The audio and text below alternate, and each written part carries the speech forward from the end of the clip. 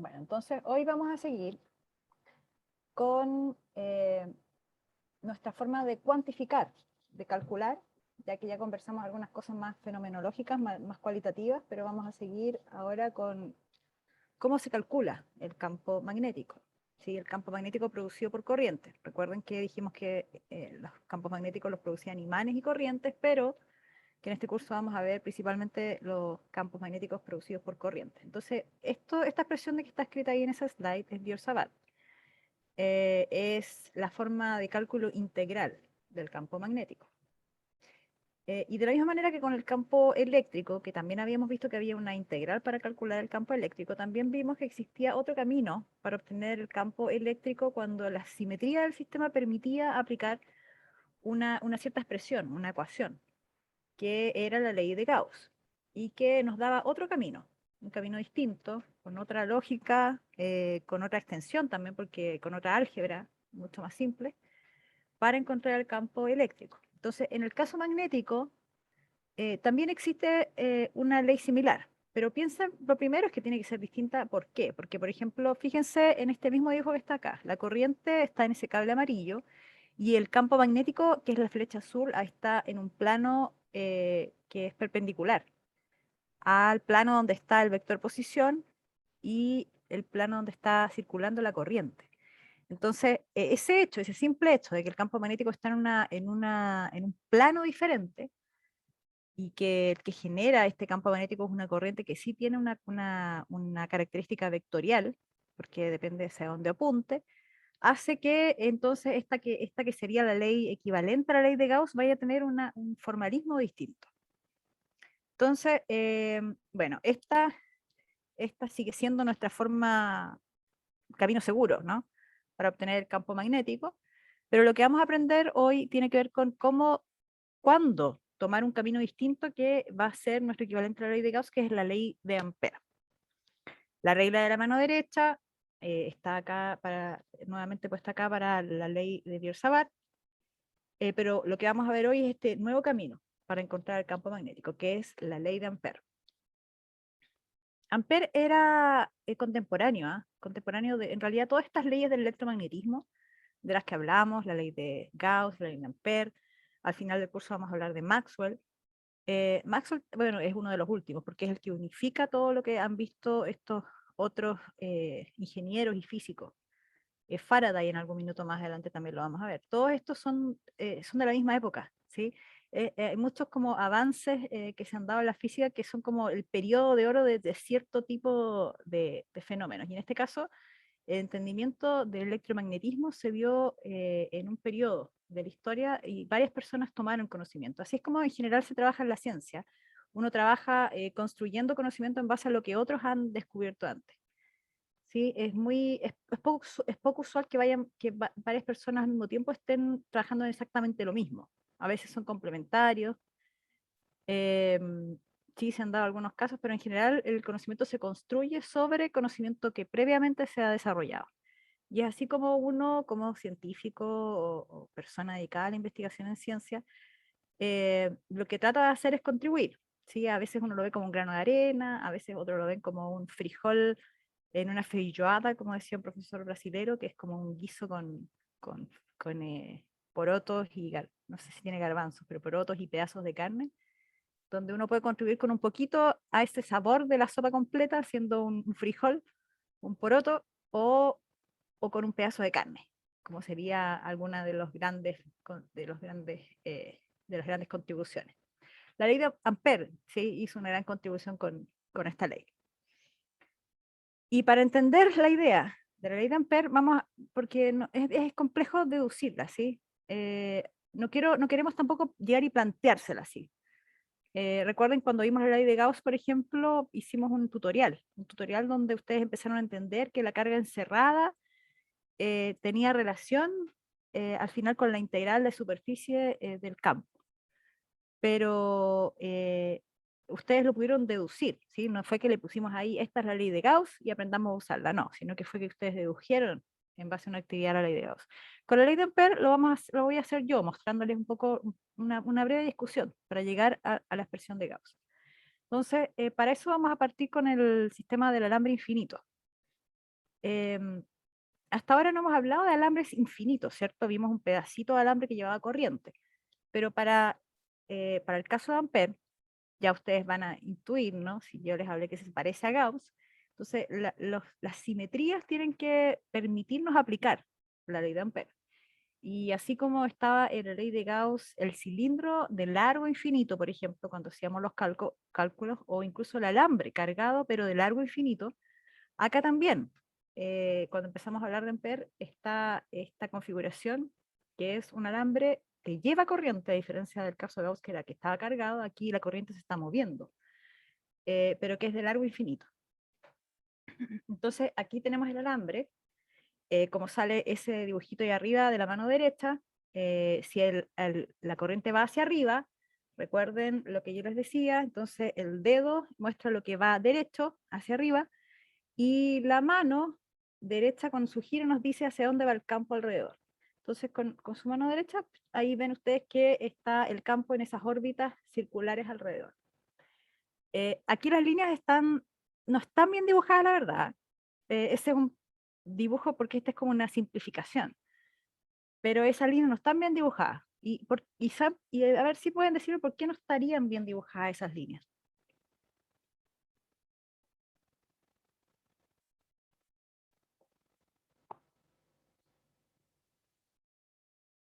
¿Alguien se le ocurre por qué no podrían estar bien dibujadas las líneas ahí?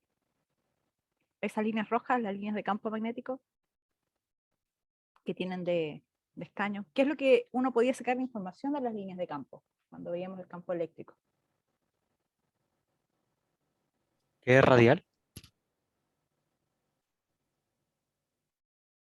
No, eso sí que no.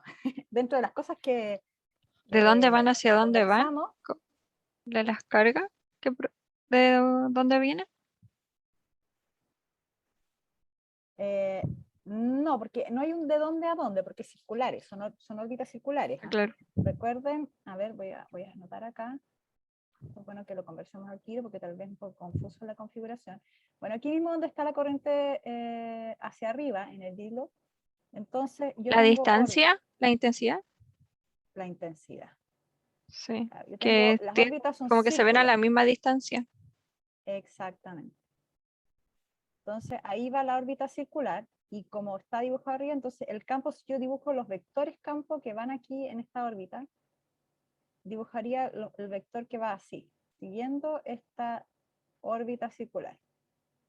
Y lo dibujo así y lo dibujo así. Va alrededor. Ahí, esos son los vectores campo magnético. ¿Sí? No son radiales. En el caso eléctrico, sí, si esto estuviese cargado, no con corriente, porque el caso eléctrico es cuando está la carga quieta. Es electrostática, acuérdense. Ahí sí es radial. Totalmente de acuerdo. Pero cuando es corriente, entonces el campo va alrededor. ¿Sí? Y claro, y aquí dibujé la primera órbita, la primera línea alrededor, pero cuando dibujo la siguiente, por ejemplo, que es un poco más lejos, dibujo un poco más lejos, y después lo que hago no es dibujar la línea de campo, sino los vectores, los tengo que hacer más chiquitos. ¿Por qué los hago más chiquitos? Porque están más lejos. Y porque, independiente de lo que vamos a aprender ahora con la ley de Ampère y todo eso, yo ya sé que el campo magnético, igual que el campo eléctrico, disminuye con la distancia. Entonces, esa siguiente órbita tiene un campo, ese campo magnético B que está dando vuelta alrededor, es más pequeñito en intensidad. Y para el efecto de la representación de línea de campo, cuando yo tengo dos campos que están uno más intenso o menos intenso, lo que yo tengo, porque ahora voy a hacer una vista superior, ahí está viniendo hacia mí la corriente, y yo tengo aquí entonces la primera línea, después una segunda línea, por ejemplo, así, imagínense que estas son circulares, disculpen que no me haya salido muy circular, y después la siguiente es más separada, así, y tal vez aquí podríamos dibujar una más cerca. Entonces las líneas, la separación entre las líneas tiene que ver con la intensidad, de la misma manera que cuando teníamos el caso, porque esto es una corriente, ¿no? Pero si teníamos esto era una carga y como bien dijeron ahí, las líneas son radiales, sí, son radiales. Aquí ya las hice punteadas porque si no, no me iba a salir el círculo, pero es la misma idea que también pude haberlas dibujado aquí punteadas. Ajá, ya, entonces aquí se van separando porque se están haciendo menos intenso el campo a la medida que me alejo de la carga. Y aquí la idea es esa también, ¿ya? Entonces, imaginemos que ese dibujo de arriba, en realidad no eran las líneas de campo, sino una idea como de giro nomás. ¿Ya? Así que voy a quedar con esa idea, pero para que recuerden que las líneas de campo tienen que reflejar esa variación a la intensidad con el espacio, con la distancia. Entonces tenemos ese dedo de recto hacia arriba, mano derecha nos da el giro del campo alrededor. Y si yo defino, y aquí es donde empieza la parte como de lo relacionado a la ley de Ampère, si yo defino, como en Gauss teníamos una superficie gaussiana, ¿se acuerdan? Una superficie que envolvía todo, que cumplía ciertas características, pero era una superficie. Acá lo que yo voy a definir es una trayectoria, un camino circular, un camino circular. Ahí está la corriente, sigue estando la corriente, y yo voy a definir esta trayectoria que está ahí roja, que da vuelta aquí alrededor.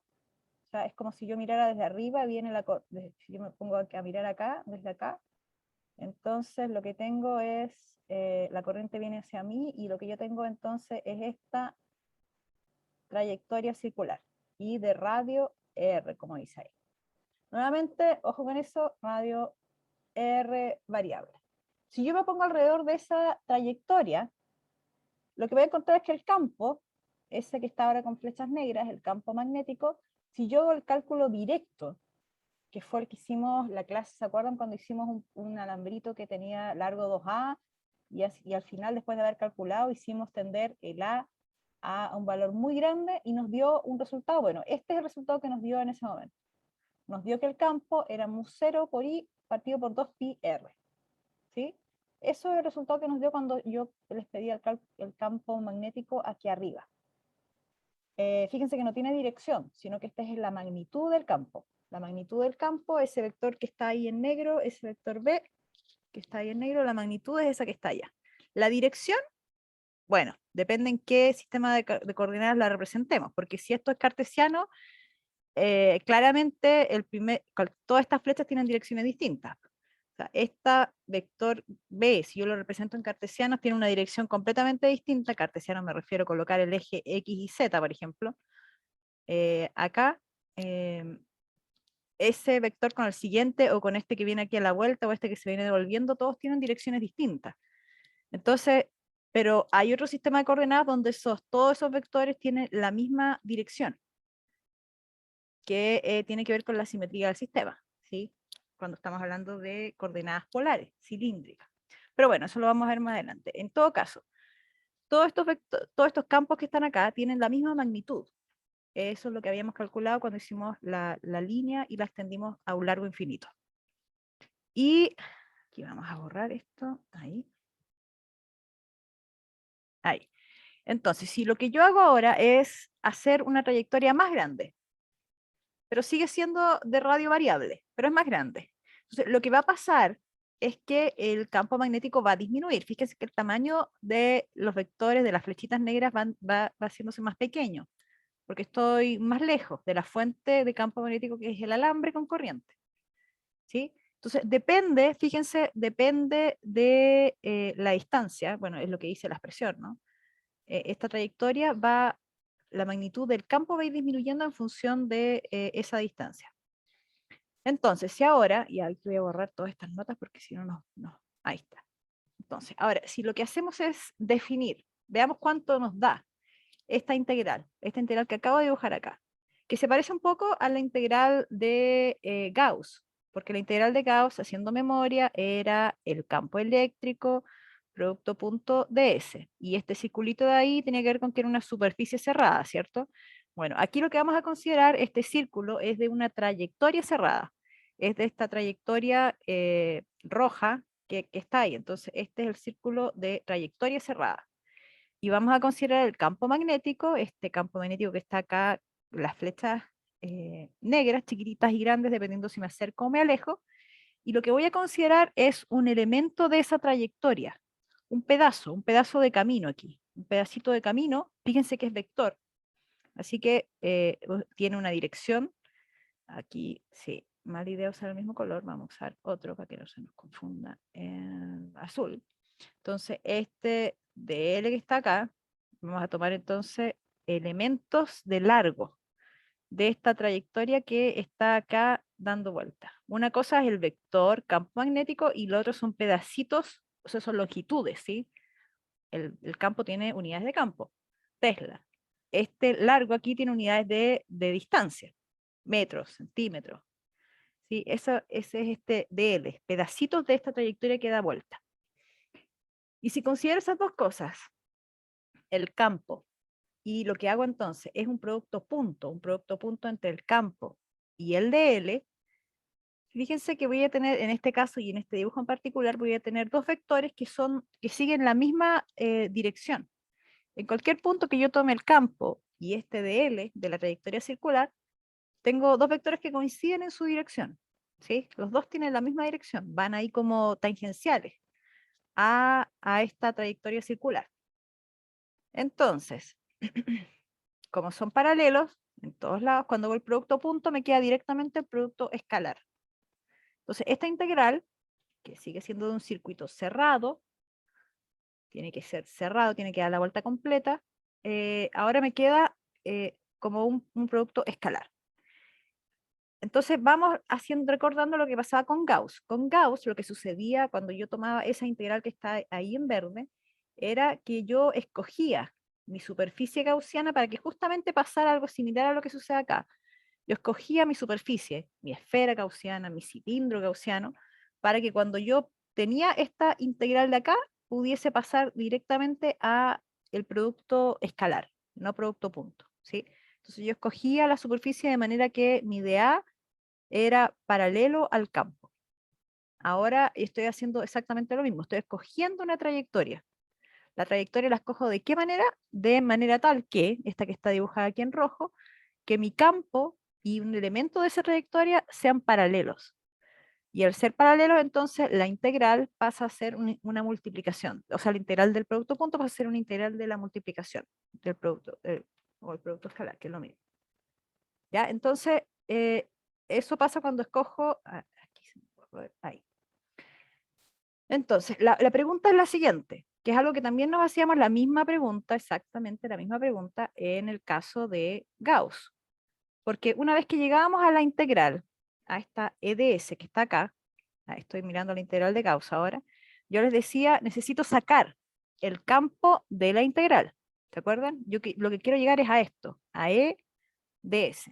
Porque así integro, me equivoqué de letra, de veras que nosotros usamos la A. Bueno, pero se entiende que ese es de superficie, ¿ya? Pero bueno, aquí ustedes me disculpan el cambio de letra, estos son A y esta es una área. Ya, entonces, lo que yo quería era pasar de la integral del EDA a sacar el campo de la integral y quedarme solamente con la integral del área, porque así yo podía escribir E por A directamente, o sea que esta integral la escribía como el área. Así escogíamos nuestra superficie gaussiana, para que cumpliese criterio 1, paralelos, criterio 2, que saliera el campo de la integral. Y que salga el campo de la integral significa que el campo es constante en la superficie. Esos eran los dos criterios. Campo paralelo a la superficie en la dirección de los vectores y campo constante en una superficie dada. En el caso, y aquí voy a borrar, parece que hay mucha raya, ¿no? Pero bueno, en el caso del campo magnético, lo que yo tengo ahora para pasar de esta integral BDL, lo que yo necesito ahora es sacar el campo de la integral. Entonces tiene que darse una condición similar, que el campo sea constante en esta trayectoria definida, esa trayectoria cerrada que yo definí.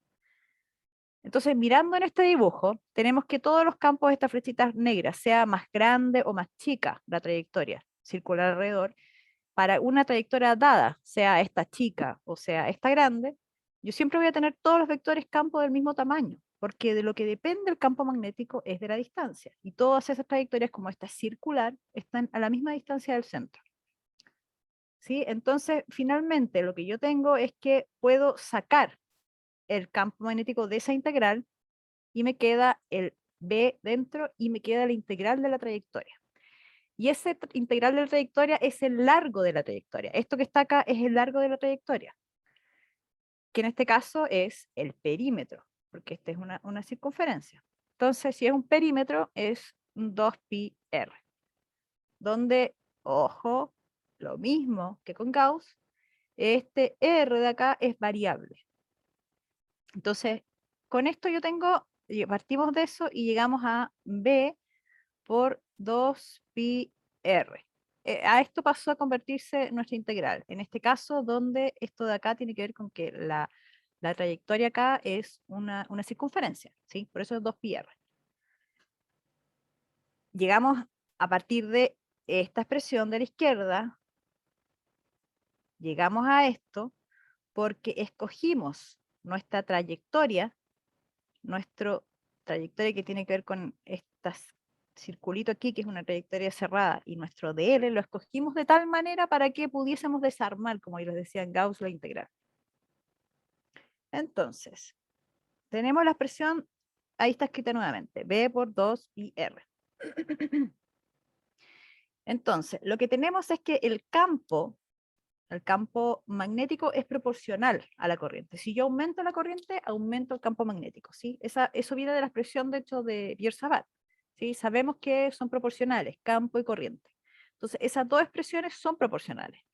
Ahora, ¿cuál es la constante de proporcionalidad? Bueno, la constante de proporcionalidad resulta ser, aquí está escrito lo mismo que arriba nomás, porque son la misma expresión, resulta ser la permitividad magnética, ¿sí? La respuesta magnética del medio, el mu0. Esta expresión que está aquí abajo escrita, la integral de la trayectoria cerrada, que como esta es la ley de Ampère, va a llevar ahora a la trayectoria del apellido de trayectoria amperiana. Esa integral es igual a mu0 por I. Que I, fíjense que en el dibujo acá, estos dibujos que están a la izquierda, nuestra corriente es la corriente que está dentro de la trayectoria, la corriente que está de hecho encerrada en la trayectoria. Entonces aquí incluso podríamos colocarle el encerrada en la trayectoria. Entonces los elementos en esta ley de Ampère son una trayectoria que la voy a definir en un principio para que pueda desarmar la integral esta completa, y esa trayectoria que yo estoy definiendo encierra corriente. ¿Sí? Entonces, ¿qué me va a permitir esto? Si yo soy capaz de definir una trayectoria adecuada, que en realidad son muy pocas, lo mismo que con Gauss. O sea, con Gauss nosotros dijimos la superficie amperiana, la superficie gaussiana puede ser una esfera, puede ser un cilindro, y listo. Y no hay más superficie gaussiana. Entonces, en este caso también son súper limitadas, de hecho, son más limitadas tal vez que... Entonces lo que tenemos son la trayectoria. Si esta trayectoria entonces la defino de una buena forma, voy a poder entonces despejar el campo. De esto paso a eso para poder despejar el campo magnético. Pero fíjense que nuevamente, así como Gauss, esta es la magnitud del campo magnético. Porque al igual que Gauss, cuando yo utilizo esta ley, que es la ley de Ampère, esta que está en rojo aquí abajo, cuando yo la utilizo, yo tengo que conocer la dirección del campo magnético para poder usarla. ¿Y cómo conozco la dirección del campo magnético? Con la regla de la mano derecha. Entonces, miro un ejercicio, miro un problema donde está la corriente, uso la regla de la mano derecha como está ahí en el dibujo, y digo, ya, en este caso las órbitas del campo va alrededor en un cierto sentido. Si miro desde arriba o desde abajo se puede ver como horario antihorario, pero va girando como se ve ahí en el dibujo. Y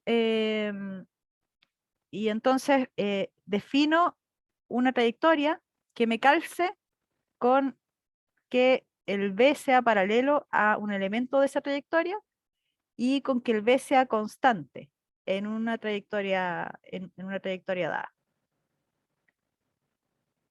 En una trayectoria dada. Entonces, defino una trayectoria circular. La circular en este caso es la que me permite que estos dos criterios se cumplan.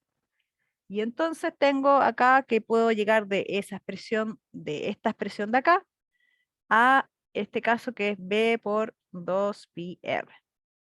Y se fijan, entonces ahí puedo despejar la corriente, o sea, el campo en función de la corriente. Entonces, esta es la ley de Ampère. Así como la ven ahí, la integral de la izquierda, que, bueno, nosotros lo habíamos visto en Gauss, ¿se acuerdan? Teníamos el campo producto punto de S o de A, del elemento de área. Aquí lo que tenemos es una circulación, ¿sí? Lo que tenemos, esta integral, se conoce como la integral de la circulación del campo magnético. Y esa integral es igual a mu0 por la corriente que encierra la trayectoria. Aquí en este diagrama de la derecha se ve entonces que tenemos uno podría usar cualquier trayectoria. Eso es algo también que ustedes tienen que, es lo mismo que con Gauss, o sea, aquí uno puede, recuerden que con Gauss uno tenía, aquí lo voy a anotar para que hagamos memoria, teníamos el flujo que era igual a E punto dA, ¿cierto? Y esto era igual a la carga encerrada partido por epsilon 0. Y aquí la circulación se define a través de una letra que es gamma. Entonces, en flujo, yo tenía aquí de la expresión en Gauss, que era el flujo es igual a la carga encerrada partido por epsilon 0, que sería conectar esas dos expresiones, o esta expresión de acá que me permite despejar el campo eléctrico. Aquí de la misma manera, yo tengo la circulación es igual a esa expresión, y si yo cumplo con que defino adecuadamente mi trayectoria amperiana, voy a poder conectar estas dos expresiones para despejar el campo magnético, la magnitud del campo magnético. ¿Ya? Entonces, esta es la ley de Ampère, es una de las leyes fundamentales del electromagnetismo, así como la ley de Gauss, que ya habíamos visto antes. Entonces vemos que esa circulación es proporcional a la corriente que encierra esa trayectoria. Aquí aparece como centrada la corriente. Bueno, eso es un tema que hay que ver, lo vamos a ver más adelante con respecto a la ubicación de la corriente. De hecho, hay unas preguntas conceptuales que creo que vienen justo ahora, relacionadas con la idea de la trayectoria, con la idea de esta integral que es la circulación del campo magnético. Entonces, miremos este ejercicio. Acá tienen dos zonas. Fíjense en los vectores que están en azul. Aquí voy a dibujar una especie como de línea imaginaria, no es que esté ahí, pero es para que a ustedes les sea más fácil tal vez ver que lo que hay aquí son dos zonas. Entonces, en esta parte de arriba acá, acá en esta parte de arriba, fíjense que los vectores campo van de izquierda a derecha y tienen un cierto tamaño, los vectores campo. Abajo de esa línea, yo tengo vectores campos que van a la dirección contraria, que son más chiquitos que los que estaban arriba. ¿Sí? Entonces tengo dos zonas, no me pregunten quién produce estos campos, porque son un poco extraños, pero dejémoslo así. Así es la configuración de campo magnético. Les dan los tamaños de los campos, les dicen, el de arriba mide 6, el de abajo mide la mitad de su tamaño, 3 teslas. Y dibujamos entonces una trayectoria cerrada, que no necesariamente tiene que ser amperiana, porque no necesariamente tiene que cumplir esta característica de que el campo sea paralelo y además que tenga esta cosa de que el campo es constante en todo, no necesariamente, podría no serlo. Lo único que tiene esta trayectoria es que es cerrada. Y les dan el ancho y el largo. Entonces, lo que les preguntan ahora es la circulación. La circulación, o sea, esa integral que está ahí. La integral de el campo magnético producto punto, el elemento de esta trayectoria. ¿Sí? Fíjense que acá se dividió la trayectoria, tenemos A, B, C y D. Eso es para que se vayan guiando en la medida que la van recorriendo la trayectoria. Entonces, vamos a lanzar la votación. Ya, ahí va la pregunta. Entonces, aparece ahí, si la pueden ver, la pregunta conceptual.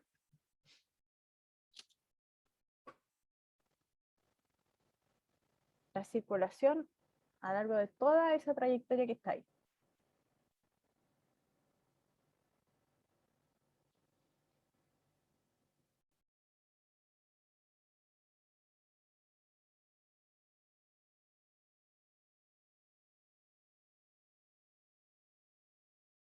¿Tienen alguna duda? ¿Están calculando?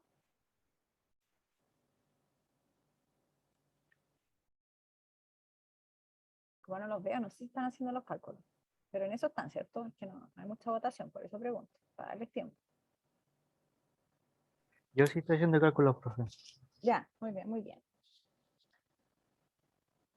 Los espero entonces.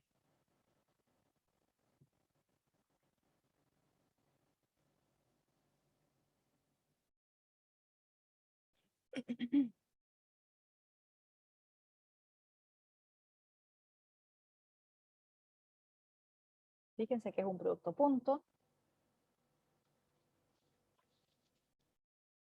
Que como las operaciones vectoriales, depende de la orientación entre los dos vectores.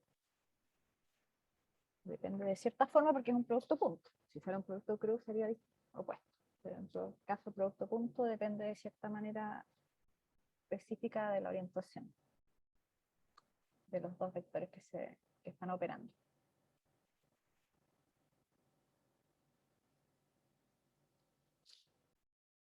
Ya, vamos a esperar una...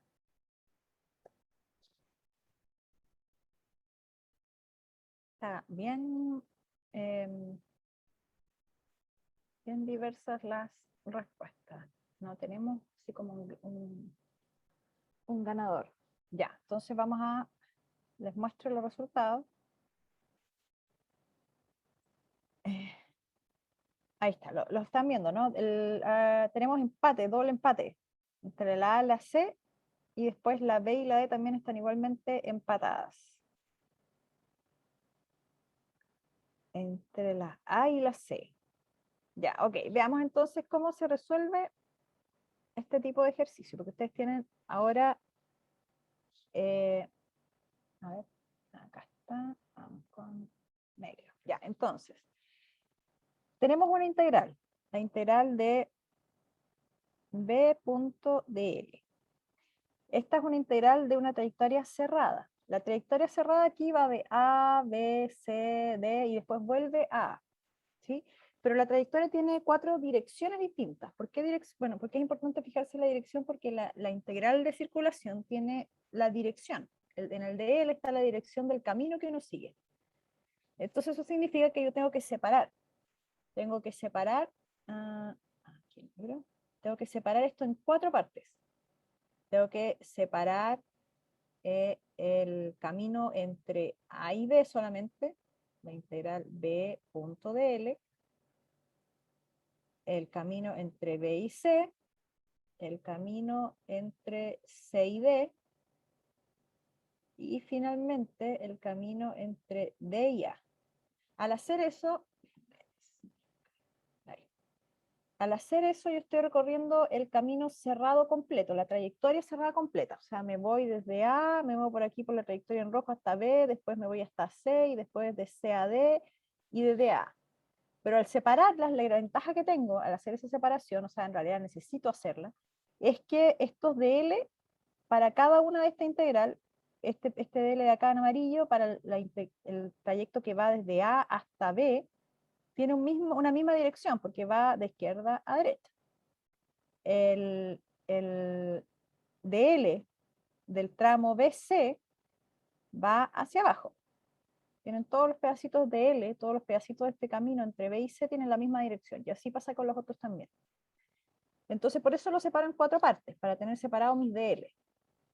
Una vez que los separo, entonces lo que tengo es encontrar mi DL. Entonces, en la primera, entre A y B, lo que tengo es una trayectoria que va entre estos 2 puntos, entre A y B, y que va hacia allá. ¿Sí? Mi DL es un elemento que va de izquierda a derecha y en esa dirección. Bueno, aquí no hay definiciones de eje ni nada, pero ustedes pueden haber usado la que hubiesen querido. No cambiaba en nada. Yo defino esa, por ejemplo, entonces le llamo a este mi dx. ¿Sí? Como está a lo largo del eje X, entonces dx. Y entonces tengo un campo B que es constante, porque cuando estoy aquí arriba entre A y B, estoy en esta zona superior, donde el campo es B1, acá arriba en toda esta área es B1 y acá abajo es B2, entonces ahí arriba es B1, así que esta integral de acá pasa a ser el B1 por dx. Y así voy con la segunda, ojo aquí, ya pasa algo raro aquí, en BC, lo voy a dejar ahí como pendiente. Después en C y D, entre C y D me muevo entre este punto hasta D, lo que tengo entonces es el campo B2, ahí ya pasé al inferior. Y también voy DX, ¿sí? Acá, fíjense que lo voy a dejar así como vectores todavía porque no he dicho nada con respecto a cuánto da los productos puntos ni nada. Ya, y pasa algo raro también entre D y A, porque paso de una zona a otra zona. Entonces, ¿qué pasa entre este camino de acá? Voy a borrar porque no quería borrar todo, quiero borrar solamente aquí, esta raya de aquí.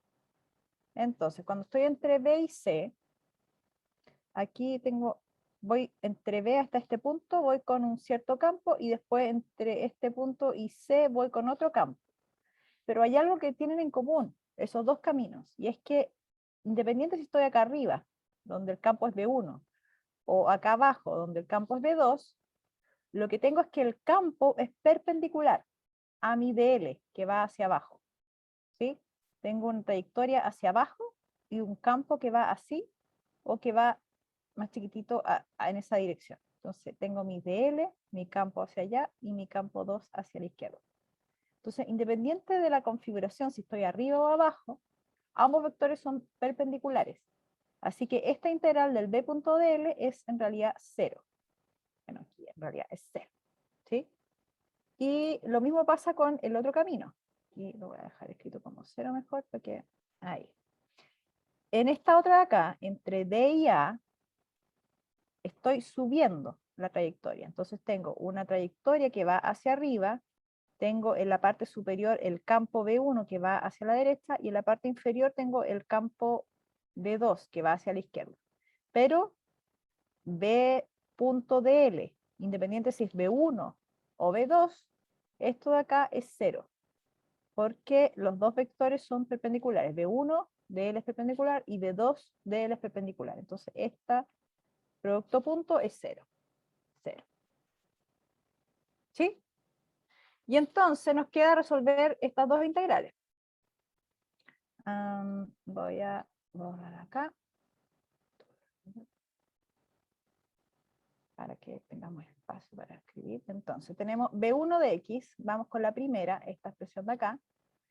Tengo la integral de B1 es 6, voy a dejar el número, y va hacia la derecha, así que es y tongo, y el tamaño es 6, y la dirección es X positivo, y mi dx va de izquierda a derecha también, así que es un dx que tiene dirección y tongo.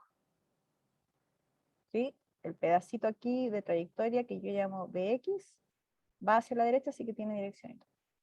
Y la otra integral, que es esta que está acá, b2 dx, es la integral del b2, que vale 3 Tesla, pero que va hacia la izquierda, así que tiene dirección menos i. Y el de x que está acá es de esta trayectoria hacia allá. Entonces este dx, este elemento de largo, también tiene componente negativa, también tiene un dx, pero va punta hacia la izquierda. No, me parece que fuera un menos, porque me quedo como, déjenme borrar ahí el menos, y ahora sí. Sí, entonces el 6 sale, el i producto punto i es 1, así que al final me queda 6 por la integral del dx, más 3, como son los dos negativos queda positivo, la integral del dx. Entonces al final, fíjense lo que pasa, tengo que integrar, que es lo único que me está faltando en esta historia, es los límites de integración. ¿Entre qué valores integro? La primera integral que está ahí es la integral entre a y b. Entonces es lo que vale el largo. ¿Cuánto vale el largo aquí? El dato era 8 metros. Entonces vale, la integral del dx es el largo de la trayectoria. Entonces es 6 por 8. Y 3 por la integral del largo de la trayectoria entre C y D, que también vale 8. Entonces tenemos 48 más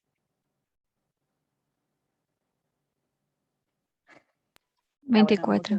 Sí, no sé si es que está mirando la multiplicación que hice. más la multiplicación. Faltó sumar Me una faltó un multiplicación. 8. Ya, entonces 72. Esa es la circulación. Lo que acabamos de calcular, este número, es esta integral, la integral cerrada del b.dl, que acuérdense que esto era la letra esa como gamma, que aparecía ahí. ¿Sí? Entonces eso es lo que acabamos de calcular, la circulación, 72. ¿Alguna duda con respecto a esto? Me parece que acá en la siguiente slide también, bueno, ahí está escrito más bonito, ordenado, pero sin tanta discusión. Entonces, de la misma manera que uno podía calcular siempre el flujo del campo magnético, uno siempre puede calcular la circulación del campo, perdón, uno siempre puede calcular el flujo del campo eléctrico. Cuando veíamos Gauss, uno siempre lo puede calcular. Pero no siempre se va a cumplir la ley de Gauss. ¿Sí? Porque para que se cumpla la ley de Gauss, ahí teníamos que despejar el tema del campo, que se cumpliera que el campo era paralelo al área y que el campo saliera de la integral porque era constante. De la misma forma, cuando hablamos de la ley de Ampère, uno siempre puede calcular la circulación, siempre, como en este caso, donde son campos extraños, uno arriba distinto, más grande, apuntando en direcciones diferentes. Uno siempre va a poder calcular la circulación si uno tiene una trayectoria cerrada, como esa rectangular. La trayectoria podría haber sido más cuadrada, media redonda, habría sido bien difícil calcularlo, pero podríamos haberlo calculado. Lo que sí tiene que cumplir ciertas características es la otra forma de utilizar la ley de Ampère. Lo que hicimos recién fue obtener esto. Esto siempre se va a poder calcular. La circulación es lo que debe integrar. Pero si yo quiero usar la ley de Ampère para encontrar el valor del campo, o sea, utilizar esto, ahí sí mi trayectoria tiene que cumplir las características específicas que yo les dije, que es que el campo sea paralelo a ese elemento de trayectoria y que el campo sea constante en la trayectoria.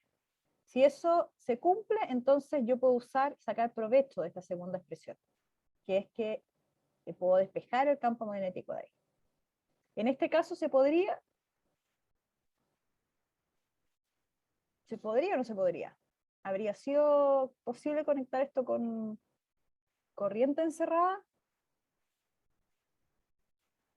No lo sé, pero vamos aquí, lo que encontramos fue esto, y fíjense, encontramos que esto vale 72, y encontramos que esto es igual a mu0 por la corriente encerrada.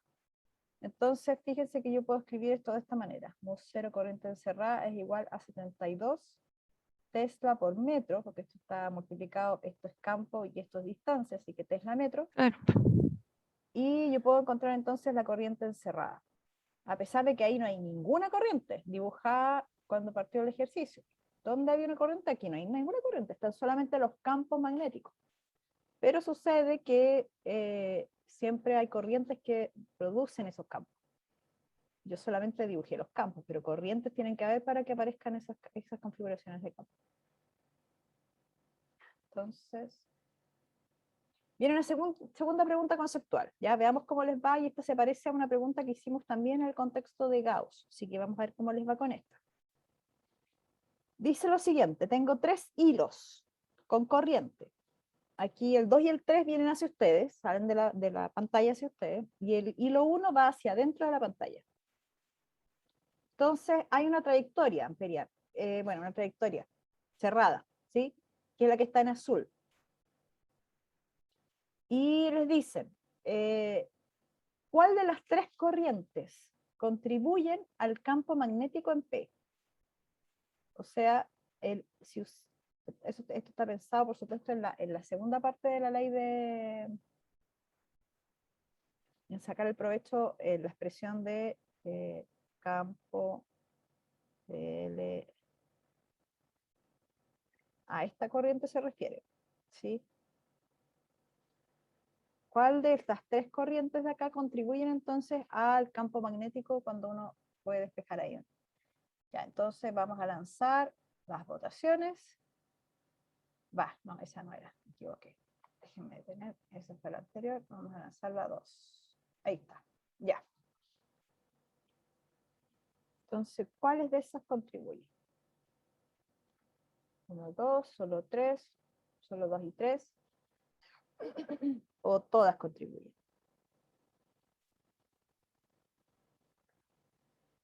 Piensan si esto fuera Gauss, y esas no fueran corrientes, sino que fueran cargas. Y eso que está en azul es una superficie. Y les preguntaran, en el punto P, el campo eléctrico que calculo ahí depende de qué cargas. De la 1, 2, 3, de la 1, 2, de la 3, de 4.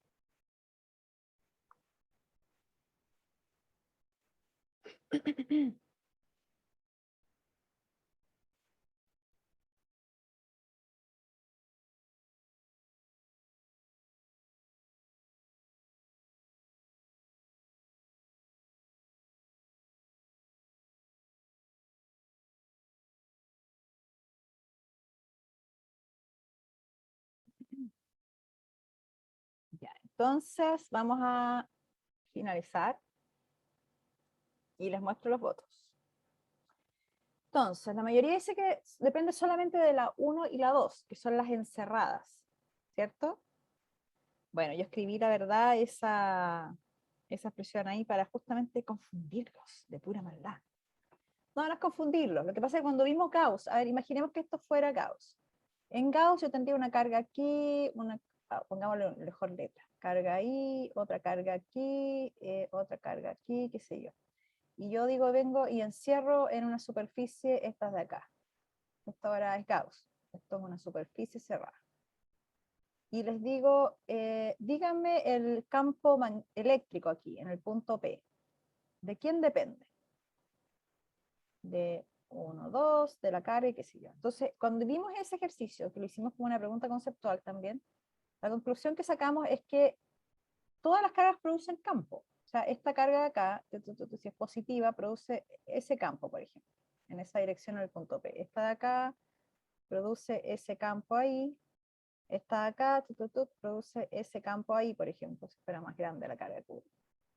Entonces, todas las cargas que están en este sistema producen campo ahí. Lo que pasa es que cuando yo hago Gauss, cuando yo obtengo, lo que yo hago es obtener Gauss, que es distinto que obtener el campo total considerando todas las configuraciones, yo encierro esto de acá, encierro la carga que está acá, y eso es lo que me da, claro, es como bien curioso, ¿eh? Pero lo que encierra la superficie gaussiana es lo que me da el flujo de campo eléctrico, no el campo eléctrico, el flujo de campo eléctrico. En el caso de Ampère, lo que encierra la circulación, lo que encierra la trayectoria es la circulación, ¿sí? Lo que encierra no es el campo, lo que encierra es, aquí está, encerrado es esto, es circulación, no campo. Para encontrar el campo tengo que despejar el campo de acá y bla, bla, bla, bla, bla, y bueno, y van a pasar cosas. Entonces, de la misma forma acá, voy a cerrar, depende de todas las corrientes, el campo magnético. Cada una de estas corrientes, que son hilos infinitos y largos, van a generar, tienen a su alrededor órbitas circulares. Aquí, órbita circular, órbita circular. Como vienen hacia ustedes, entonces por regla de la mano derecha el pulgar apunta hacia ustedes. En el caso de la 3, por ejemplo, el pulgar apunta hacia ustedes, entonces la mano derecha les dice que el campo va circulando de esta manera, alrededor, ¿sí? Lo ven con su mano derecha, ahí, y en el caso 2 también, porque va en la misma dirección, el pulgar viene hacia ustedes y el campo les dice, la dirección del giro de la mano derecha les dice cómo va el campo, y en el otro caso, la misma mano derecha, ustedes, no sé si están haciendo el ejercicio mientras me ven, pero el pulgar hacia adentro entonces, y el giro de la mano derecha en la otra dirección. Entonces, aquí circula. Ahí, entonces la órbita es circular alrededor de 1, pero va en la dirección contraria. Aquí yo dibujé una órbita. Y me están preguntando lo que pasa en P. Entonces, ¿qué es en realidad lo que tengo que hacer? Cada una de estas cosas tiene su propia, son muchas órbitas, porque no quiero llenar de rayas, pero aquí esta órbita va así, y aquí este tiene muchas más órbitas, muchas más órbitas, muchas más órbitas, y va a llegar una órbita centrada en uno que va, considerando que es, por favor, que es circular ahí, entonces, claro, va a tener, este va a ser el campo aquí de 1, la contribución del 2 va a ser así en el punto P, esta va a ser así, la del punto 1, y en 3 viene como hacia abajo, ¿no? Ahí. Entonces voy a tener ahí las contribuciones de los tres campos, de los campos producidos por la 1, la 2 y la 3. ¿Sí? Cada uno tiene sus órbitas circulares y las direcciones la da la regla de la mano derecha. ¿Ya? Así que recuerden, lo que encierra la trayectoria es la circulación. No tiene relación directa, a no ser que yo pueda desarmar la integral con el campo, lo que en este caso no se puede, porque esta trayectoria no va a cumplir con que el campo es paralelo al DL. Tiene una forma súper extraña, así que nunca voy a poder desarmar la integral. Ya, vamos con la siguiente pregunta conceptual entonces. Ya, tengo dos trayectorias, cables infinitos con la corriente que viene hacia ustedes. Viene directo a su ojo, así como a su ojo, viene la corriente. Y les preguntan, ¿existe algún punto sobre este eje punteado que está acá donde el campo magnético se anule? Ya, entonces voy a lanzar la votación 3. Ahí está. Aquí no hay mucho más que les pueda decir porque tienen que imaginarse cómo es el campo generado por cada uno de estos hilos. Y entonces, ¿dónde podría anularse el campo magnético?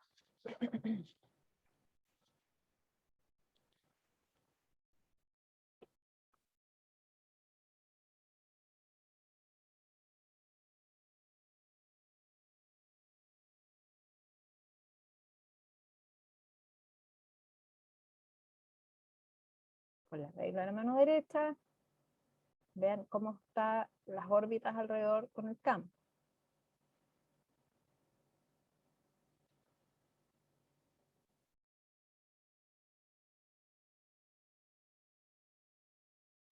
Y entonces fíjense lo que pasa solamente a lo largo de la línea. Cómo es la dirección del campo que produce el hilo de la derecha y cómo es la dirección del campo que produce el hilo de la izquierda. A la izquierda, al centro, a la izquierda, al centro o a la derecha de los cables. Esas son las tres posibilidades que hay. No hay más posibilidades.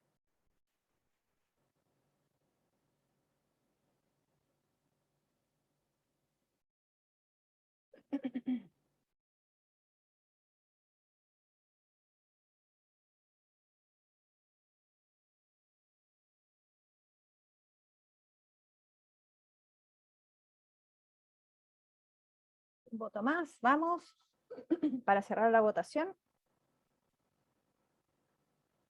Ya, entonces cerramos. Y la mayoría dice que es en el centro. 63%. Muy bien, excelente. Entonces, para resolver esto tenemos que imaginarnos las órbitas. ¿Sí? Regla de la mano derecha. ¿Ya? Aquí lo que me interesa ver es que ustedes sean capaces de dibujar el campo que genera cada hilo.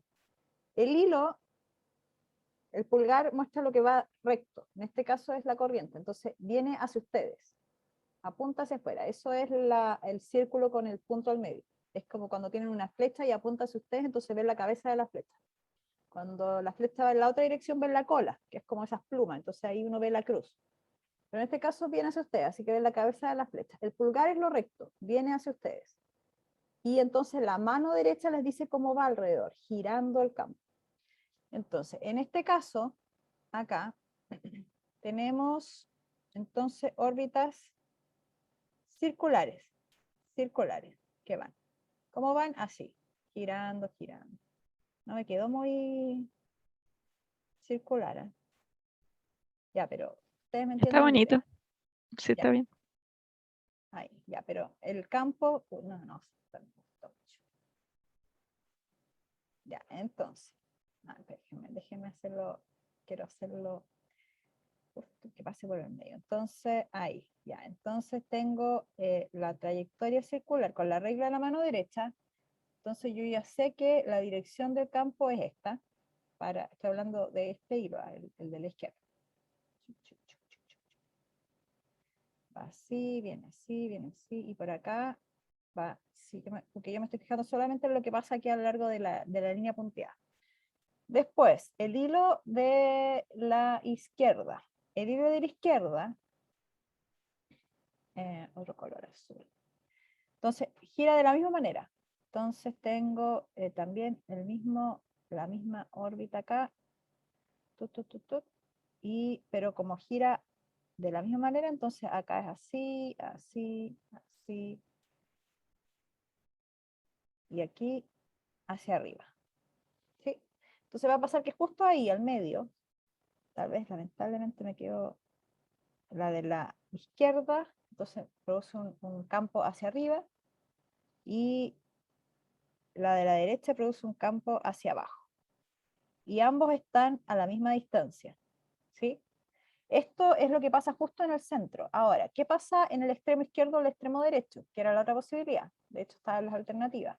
Bueno, en este extremo de acá, donde dibujé el extremo derecho, también tengo la órbita, también está presente el campo del alambre de la izquierda. Tiene ahí fíjense, una órbita más grande.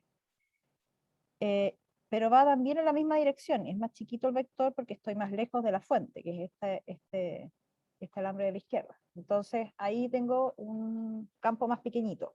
Y de la misma manera, el alambre de la derecha, acá en este sector donde está el campo hacia abajo del alambre de la izquierda, el alambre de la derecha entonces tiene también una órbita alrededor, y van los campos más chiquititos, porque estoy más lejos, y acá también se superpone, pero en la misma dirección del campo azul, del generado por el de la izquierda. Entonces se fijan, el único lugar donde puede darse que se anulan es justo en el centro, donde las distancias aquí, pongámosle D, para ser la misma, porque el campo depende de la distancia. ¿Ya? Entonces, a la izquierda y a la derecha igual están presentes los dos campos, eso es importante que lo recuerden, pero no se anulan, todo lo contrario, se hacen más grandes. Ya, entonces, muy bien, ahí está. Bueno, aquí está mucho más simplificado de lo que hicimos recién, pero es en el centro, entonces se anula. Ya, y esto entonces, lo que vamos a hacer ahora es estamos como en el tiempo ya más o menos justo, pero yo se los voy a mostrar como un ejercicio que es no hay muchas posibilidades por Ampere. Ampere se puede resolver un hilo con corriente infinito, o un cilindro, que lo vamos a ver en la próxima clase, con corriente, o el clásico de clásicos, que es un solenoide, ¿sí? Que en el fondo es una bobina. Es como, aquí puse una foto para que vieran que son alambres enrollados, donde hay un lugar donde entra la corriente para circular y un lugar donde sale. Acá en verde está como la simplificación máxima de lo que son estos sistemas de la derecha. Entonces, normalmente estos se distinguen, y cuando uno los compra, lo que tiene que tener claro, por ejemplo, es el número de vueltas, ¿sí? Bueno, dependiendo de la aplicación pueden ser tantas que no se cuentan, pero en general uno, si son transformadores, por ejemplo, uno tiene que tener claro el número de vueltas. Entonces, considera el número de vueltas, y acá en este ejercicio lo que vamos a hacer es calcular usando la ley de Ampere. Este es el único caso de ley de Ampere que es distinto a la idea del hilo infinito o del cilindro con corriente de largo infinito, donde la trayectoria amperiana es un círculo. Aquí es la única cosa extraña que pasa. Y se las voy a mostrar a continuación. Ustedes tienen entonces el alambre enrollado. Aquí como está dibujado, esto es lo dibujé por simplificación. Esta es una sola de las vueltas, ¿sí? Una vuelta. Entonces lo que yo estoy considerando es que la corriente circula de esa manera. Yo dibujé aquí en más oscuro la parte como de adelante de la bobina. Entonces, en la siguiente vuelta, el alambre, en la siguiente vuelta enrollada, la corriente está circulando en la misma dirección, y la tercera en la misma dirección. Pero fíjense lo que pasa en las tres. Es el campo magnético que genera esta corriente en la parte de arriba, con la regla de la mano derecha nuevamente, entonces viene saliendo. Y la regla de la mano derecha entonces les muestra ahí en celeste, arriba, en la parte de arriba, que va girando en sentido antihorario.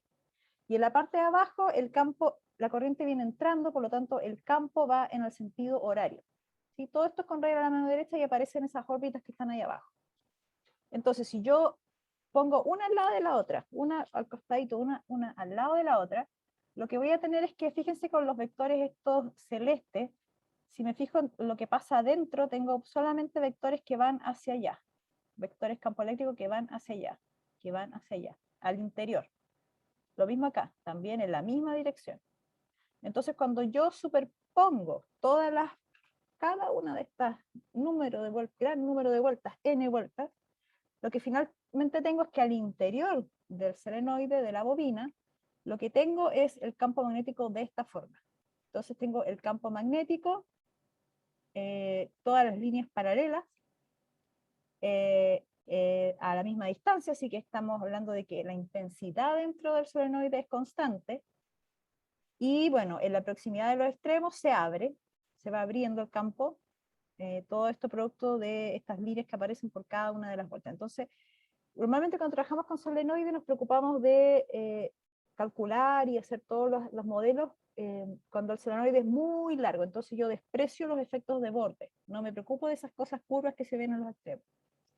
Y también considero que al exterior, o por lo menos justo por afuera del solenoide, mi campo es cero, ¿sí?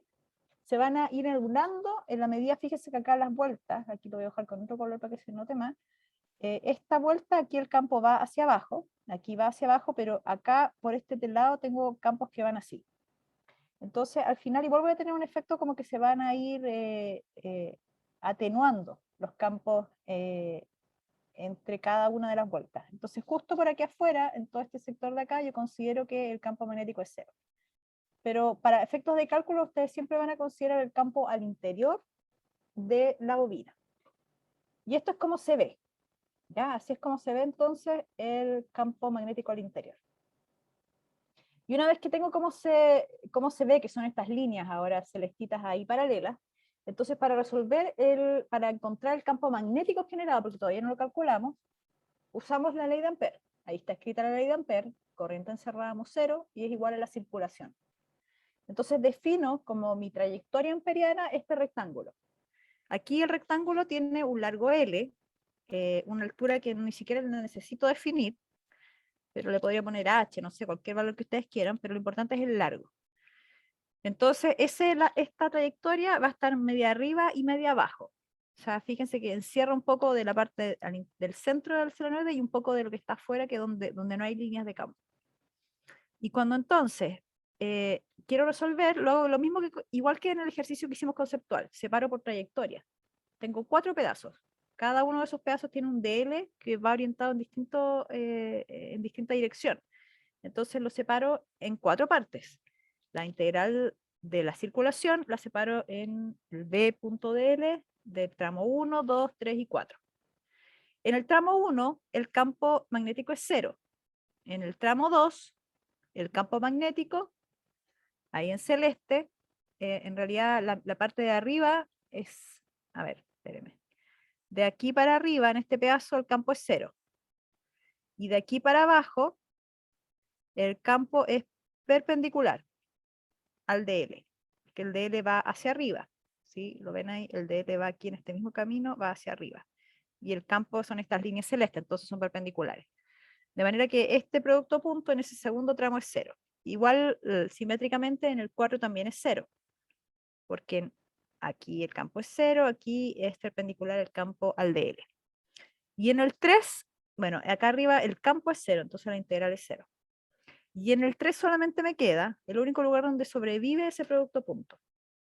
Y entonces aquí voy a escribirlo. Entonces, ¿qué es lo que me queda? Directamente B por el largo.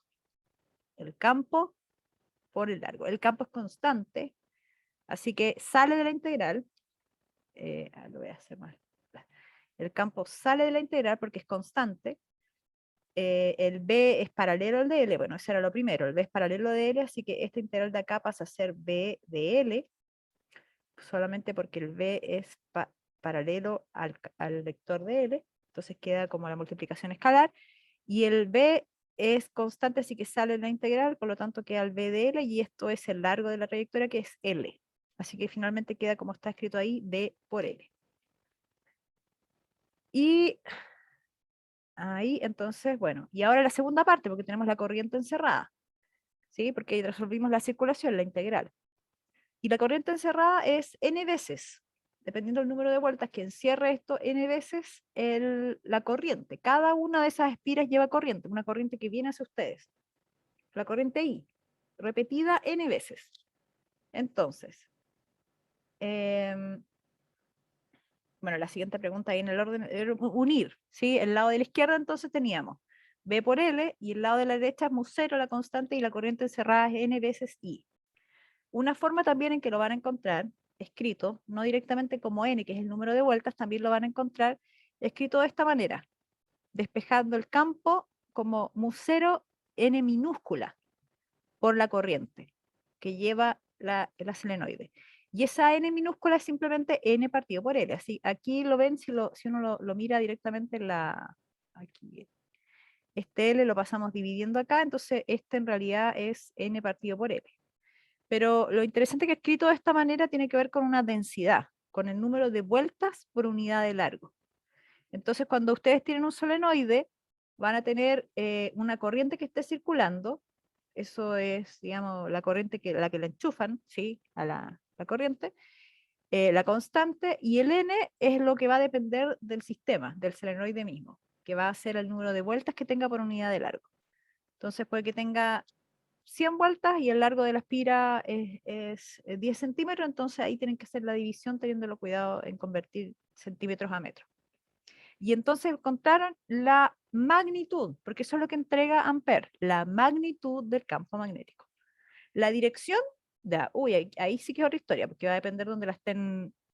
Fíjense que ustedes la tienen dibujada acá, va a depender de cómo definieron el eje. Si el eje X es positivo hacia la derecha, entonces el campo magnético es esta expresión de acá, que es la magnitud, y la dirección es positiva y tongo.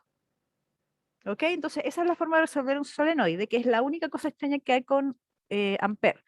Todo el resto de los ejercicios son hilos infinitos, son cilindros infinitos, que es lo que vamos a ver en la próxima clase. Así que, bueno, hasta acá llegamos para no pasarnos más en la clase de hoy. Ahí.